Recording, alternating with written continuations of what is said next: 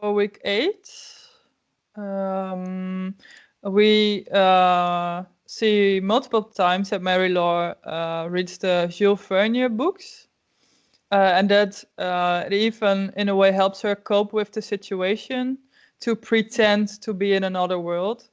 And I can imagine there are certain books that have influenced you as a writer, and maybe even as a person.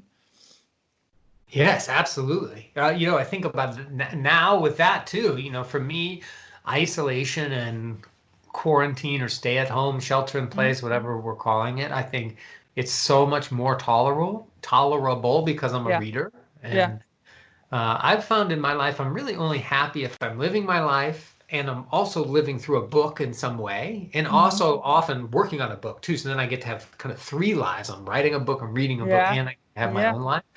And if I get unhappy or particularly anxious, I've learned over time that often it's because I finished a book or I'm not reading enough. I'm not taking the time to slow down. Television is a great short-term, reliever of that, but it doesn't offer me the same peace. And I've noticed over time, like my wife and I are binge watching some show at night for, watch an episode each night instead of me reading. I don't feel as peaceful and happy as if I'm reading. So, oh gosh, for me, there's been so many. Lately I'm in love with these Hilary Mantel books called Wolf Hall. There's a trilogy of them, and they're about I think it's 14th century England. I think that's right. But Thomas Cromwell, he's an advisor to Henry VIII. They're just beautifully written books. Wolf Hall, Bring Up the Bodies, and now she has a new one that I just bought. And they're just a nice way for me, whether it's just before bed or a half an hour, 45 minutes to, it's like you said, you enter a pretend world, but you're also rehearsing how to be another person. And I think literature really trains you to experience connection.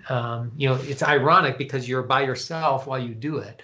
But what you're doing is you're training your brain to enter other lives, other minds, other time periods, other worlds.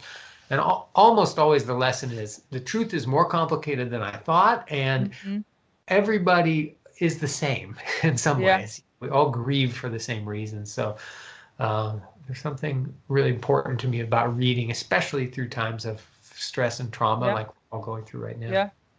Yeah, I think we can all relate to that. At least, people who like to read.